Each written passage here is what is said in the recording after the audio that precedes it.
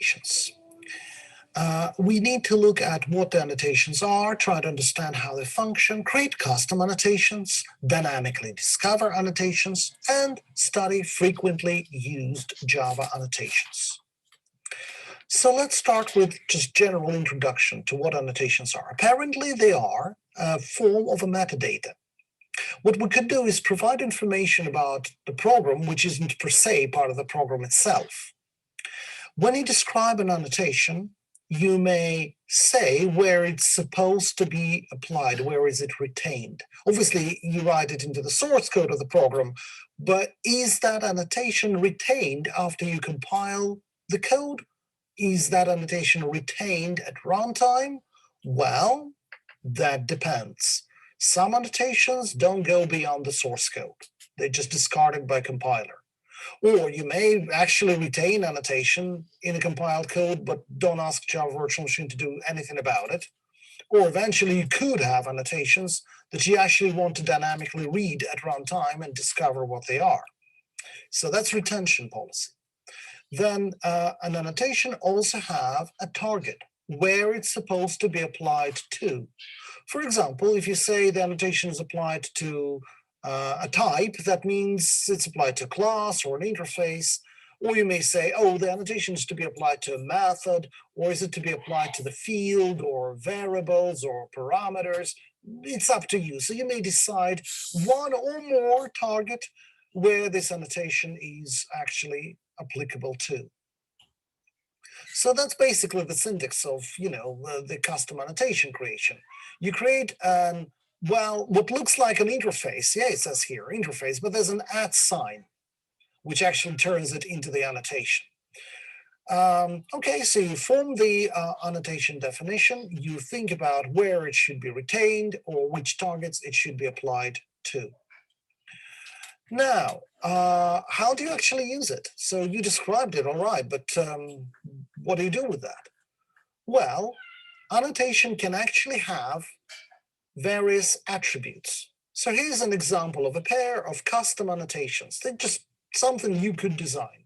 These are not any kind of standard annotations that come as part of Java Development Kit APIs. No, that's just custom stuff. So imagine you decided you need some kind of metadata information that describes your application business policies. Whatever the business policy is, I'm not quite sure, but that doesn't matter, just an example really. So imagine you need these annotations. So what kind of metadata we can describe? Suppose we would like to have an ability to apply one or more business policy to some class, maybe, right? To a class. So we say, okay, the target for annotation will be type, because you want to apply it to the class. All right, and that would be called, let's say, business policies annotation. And it references an array of business policy, which is another annotation. Here it is, business policy. So that means that I can kind of group annotations together. I can describe a number of policies. I'm also saying that I would like to retain this annotation at runtime, which basically means later on, when I apply this annotation to some class and I run my application, I would be able to actually discover these annotations. What did I apply to a given type, to a given class at a later stage? So as you can see, you can describe various attributes inside the annotation. The first example here is the attribute is basically type of another annotation. What else you could use? You could use primitives, you could use strings. So here's some examples of strings, right? Enums, So there you go. You could describe various attributes of these types. So this business policy annotation has an attribute name, right, type of string, and you actually set a default value for it. So that means if you don't set up the policy name, then, well, you'll have a policy called default policy. You then create another attribute, you call it countries, and that's an array of strings. And then a value, which presumably the actual text of whatever the business policy is supposed to be. So this is your custom design, just whatever structure of metadata you would like to provide, right? Now, once you defined the annotations, you then decide to apply them somewhere. Okay, so this is my class shop.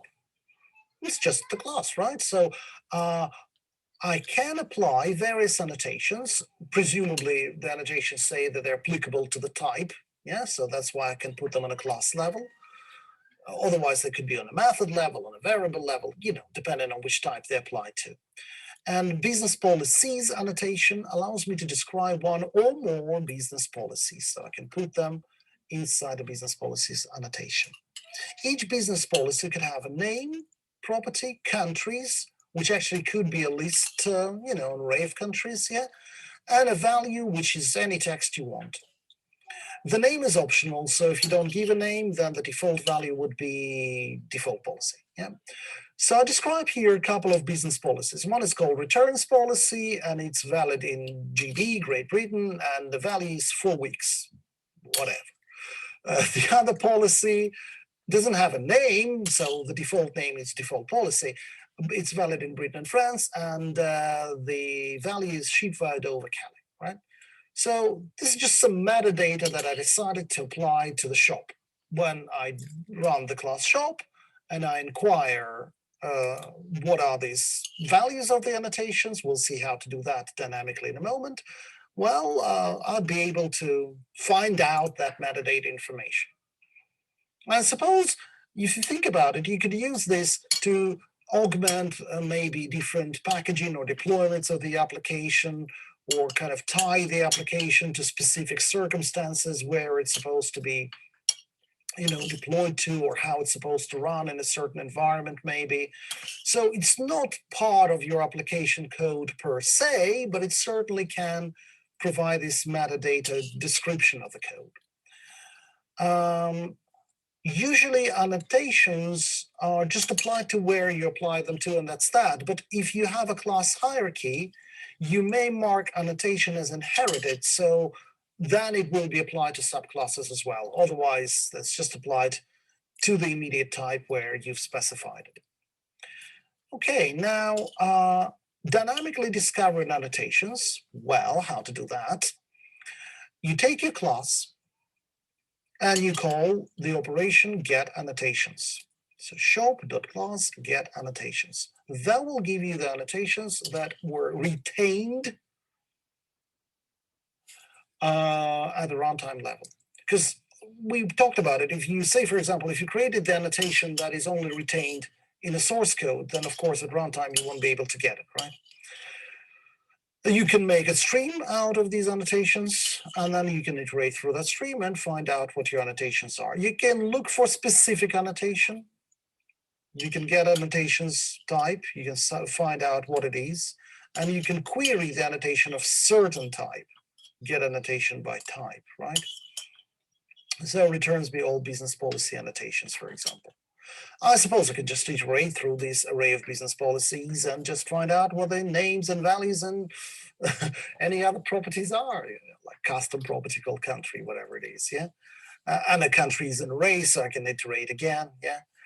And that's how you can dynamically discover what your annotations are and which values they provide, yeah, right in a code of your application. Okay. Now, if you place an annotation on your class or method or variable, it is not by default reflected in the documentation. If you want the fact that you applied an annotation to your code to be reflected in the documentation, then the annotation definition itself has to have a documented property. Documented annotation needs to be applied to it. And then if you generate JavaDoc, then you'd see that certain annotation is applied. Yeah. So in this particular example, class sum has annotations X and Y applied to it, but annotation Y doesn't say that it should be documented, and annotation S does say that. So if you run JavaDoc to document this particular class sum, yeah, well, it's in the package demos, whatever, yeah. So you're documenting that. And then the documentation will generate only the reference to the annotation X, but not the annotation Y, well, because you decided not to document it. So you're not obliged to actually include it in the documentation. And now let's take a look at some annotations that are already present in the Java core API. Yeah. So Java SE has some annotations already defined, and here are some typical examples. The first one is functional interface. This is a typical example of an annotation that is basically discarded from the actual runtime, but it's used to validate your design, validate the source code of your interface. When you describe an interface, you may describe an interface with more than one abstract method, in which case it shouldn't be considered a functional interface, because the whole point of the functional interface is to describe single abstract method. If your interface has just one abstract method, then it is suitable to be implemented as Lambda expressions. Yeah, we consider that a functional interface. Do you have to write add functional interface on such an interface? Actually, you don't. If you have one abstract method, it is a functional interface, even if you don't say so, right?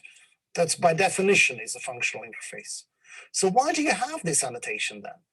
Well, all it does is that it prevents the interface from compiling if you accidentally add more than one abstract method.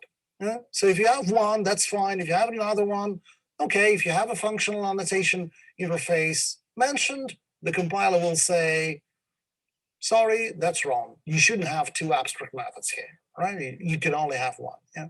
So it's simply a validation of a code, right? Likewise, the override annotation, that's another great example of a typical annotation from existing Java development kits, set of objects. And this one validates the code as well, and it validates that the method you describe in here, public boolean equals blah, blah, blah, that such method actually exists in the parent class. Now, here's a class product here. What does it extend? Well, I hope you remember it extends class object, right? It's implicitly, yeah? You extend in the class object if you don't say which other class you extend.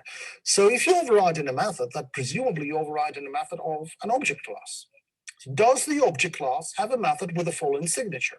Public boolean equals product. Oh, no, it doesn't. The object class has a method which is public boolean equals object, right?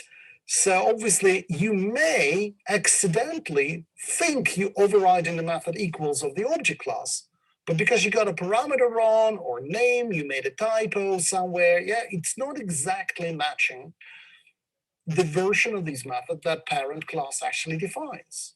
If you don't put override annotation, your code will still compile. It won't be the override of the method equals, it will be just some other method you described, but the code will compile. If you put override annotation, the code won't compile because the compiler will say, well, you pretending you're overriding here a parent class method. No, you're not, because the parameter is wrong, right?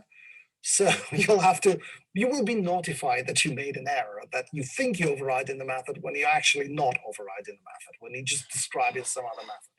So both functional interface and override are two examples of the annotations that simply validate your design. They make sure that what you're writing code-wise is actually the intention, right? Is your intention.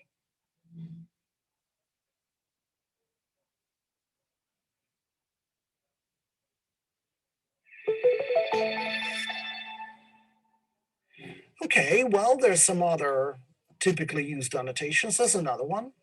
That's called deprecated. And deprecated annotation allows you to designate a certain piece of code in your class, yeah, as to be removed, as you're not supposed to use it anymore. So there are kind of different phases of deprecation. First, you may say, as of certain version of Java, this operation is not advised, don't use it. And then you can say, as of whatever next version, we'll just get rid of it. Yeah, we'll remove it in the future. So you kind of give people a warning first, and then you say for removal true, and that basically means you're going to get rid of it in the next release. Yeah, so you have an intention to remove it. Do you actually remove it in the next release is another question. You may still have that method. You don't have to remove that method, I guess. But you kind of warning everybody that you have a full intention of getting rid of that in the future. So whoever uses this class should really stop using that method now and use some other alternative instead. To that end, you can actually document that. You can document the deprecation as part of your documentation. So there's an annotation there as well, which allows you to explain the reason why something is deprecated and maybe what alternative operation you should use instead, right? So if you're getting rid of this one, then what is the other one that you advise people should use instead? Okay, so that's basically the idea. Now, next annotation we'd like to look at is the annotation called suppress warnings. And there are two types of warnings you may suppress. It's called unchecked and deprecation warnings. Okay, well, the deprecation warning is pretty obvious. Imagine you're calling a method in your program that's actually deprecated. So I'm calling this method safe. Method safe is marked as deprecated. The compiler will tell you that you're doing that. When you compile this code, the compiler will say, that's very naughty of you to call a method that is deprecated. You're really advised not to do it. You may choose to ignore the warning. It's just a warning. The compiler will still compile your code, but it will give you that warning anyway. So if you do suppress warnings and you say suppress deprecation warnings, well, be advised that that might not be a very wise move. Yeah, you tell the compiler to shut up, basically, but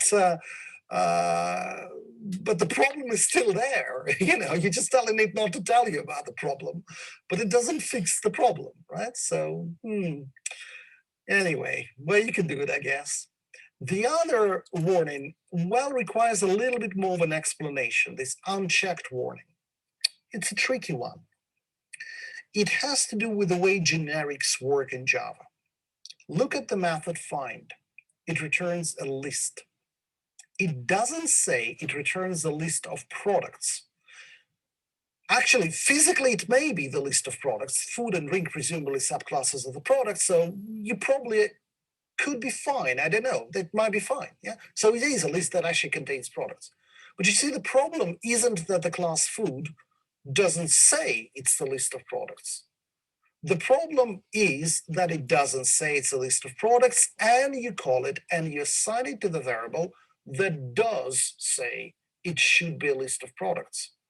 So technically, because you stored only products in that list here, you're actually fine.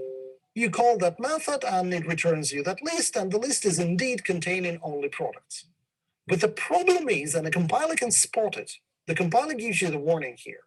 The problem is that technically, because inside a method find, you didn't say that it's a list of products. You just say, oh, list, whatever, yeah? You didn't restrict it using generics. Because you didn't restrict it with the application of generics, that means that nothing technically stops you from putting into this list something that's not a product. And then you're in trouble, because you're calling the method find and you're assigning the result of the invocation to the list that only expects products. And that's where you have a problem. So the compiler will give you the warning that you're doing something that you really shouldn't do. You should consider describing this list here with the same generic as the one you're using when you're, assigning it to a variable, right?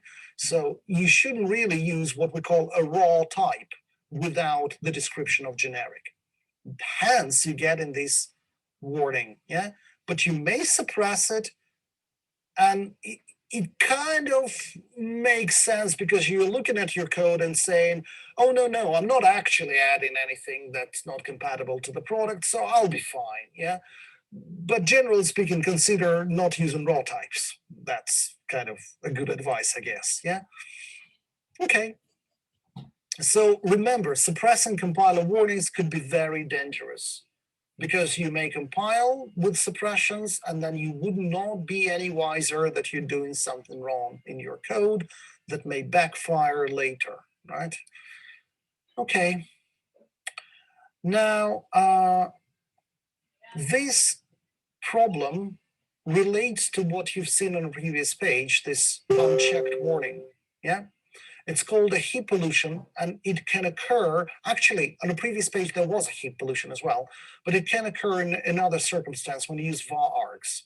Now, let me just go one page back for a moment and explain what a heap pollution is. So here we're returning a list, and we're not saying that's a list of products. We're just saying it's a list of anything. So that means I can store there things that aren't products, food, drink, and something else that's not a product, right? So that products variable being declared as type of product, list of products, thinks that it references the list which only contains products. But in a real heap memory, what you've actually added to the list, well, you added something that's not a product. That's called a heap pollution.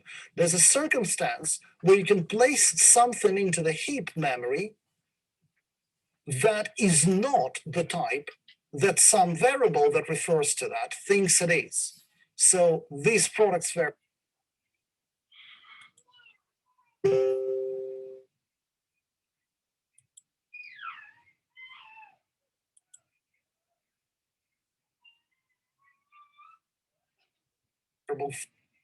thinks it's only products there, but in fact you managed to circumvent your code by kind of fooling it into thinking that you're placing their products, but in fact you're placing there potentially something else. Yeah, and that is actually the cause for unchecked warning.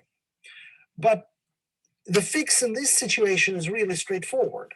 Just declare this return type as list of products, exactly as that products variable, and you're done. You fixed the problem. Then the compiler will ensure you're not adding anything but products into that list. So the heap pollution problem will be solved. You wouldn't get this unchecked warning. You can simply fix it by fixing the signature of this method find by returning not the raw type, but a parameterized type. So you're done. That's easily fixed. However, what the next page tells us is that there is a situation which is not so easily fixed. And it's a very strange circumstance. Look at this signature here. What does the method sum accept? It accepts the list of strings? Not really. It accepts an array of lists of strings. Because of the triple dot, it means you're dealing here with a var arg, and var arg essentially is an array. Can you store a list as an array item? Well, technically you can. Array could store anything. You could put any objects in the array you want, including the list, sure. But here's the thing. Arrays don't use generics. Collection API does, but arrays don't. Array is a collection of objects of a specific type. A collection can decide what the type is based on the parameterization that you supplied as generics definition. But array doesn't do that. Array just uses specific type. Of course, you may create an array which is just an object array, in which case, what do you put inside? Anything, right? You can put whatever you like. Any object is compatible to the object. That includes the list, and that includes whatever you want, right? So such an array could contain absolutely any values. But it does not impose a restriction, which values. So if you are using an array of objects as your type, then you can put anything inside which is not a list of strings. For example, if you uncomment this couple of lines of code, you realize that nothing really stops you from putting there a list of integers. Yeah, arrays as list, yeah. So you put in there as some element a list of integers. But you see, your parameter kind of implies that it is a list of strings. So it's exact same problem in design, which we know is heat pollution. Our variable says that a data is of a certain type, and yet, because of the quirk of the design of the language itself, we can circumvent it and we can place in a heap something that is not really matching the type that the variable seems to imply that we're using. We should be using an array that should contain lists of strings, but in fact, we can put anything we like into that array. Right? Not that we should do it, but we can technically. Yeah. All right. So in this situation, although our program supplies as an argument a number of lists, yeah, a number of lists which contain strings, this is the arguments we're getting. What on earth would stop you from doing something, well, pretty stupid, I guess, putting a list of integers together with these lists of strings into the same array? Well, technically you can. You can just replace one of the items and you can say, yeah, it was a list of ABC, but I'll put there a list of 1 to 3, which will not match the promised type any longer. So in this iterator, we're iterating through that array and you say, and get me every value as a list of strings, you basically get an exception. When you encounter that array of integers, that list of integers, and you try to convert it to list of strings, it will say, well, that doesn't match the type. That isn't string, that's an int, right? Okay, so you will get a class cast exception in this situation. You won't get the class cast exception if you would not try to add a wrong type of list, yeah? Then everything is fine. So if you're using var args with generics, this particular combination, the var arg, the triple dot, and something that uses generics together, the compiler will give you this warning. The compiler will say, you are doing something that can potentially lead to the heap pollution. And then what you could do is that you can say, I promise I don't do something as stupid as adding there an incompatible type object. So then you can say, okay, I know that it is a problem, but I promise I don't do anything like that. I don't do these 2 lines of code that commented out, right? So then you can annotate your method saying, okay, it's safe var args. This annotation turns off the compiler warning because you telling the compiler that you're aware of the problem and you're not gonna add to that particular values parameter something that's not a list of strings. Yeah, this is purely under your control. The compiler simply says that it can't really verify it for you because from perspective of the way in which the object arrays are defined, an addition of an incompatible object will be legal, will be valid. So that's why a compiler can't really force you not to do that, but it can warn you that it cannot verify it. So this is really smart design, in my opinion, where you are encouraged to code properly. And if you have a situation when a compiler can't really help you with that, the compiler honestly tells you, I can't help you here. You have to be careful about what are you adding to that list, to that array, right? And that's hence you get in the warning. And then if you analyze your code and you say, okay, I'm sure I'm doing everything fine, you say safe var args. Yeah, that's the annotation that will basically turn off the warning. Okay, lovely. So that is that for the annotations lesson. And hopefully at the end of it, we have a sense of why we would use annotations: to validate our design, to ensure that our code is consistently written, and that's how many of the existing JDK annotations function. But then you can just construct annotations on your whim, any metadata you want to associate with your program. Yeah, just whatever you like. And you can dynamically discover what the annotations are. If you retain them at runtime, of course you can just interrogate your classes and discover these annotations.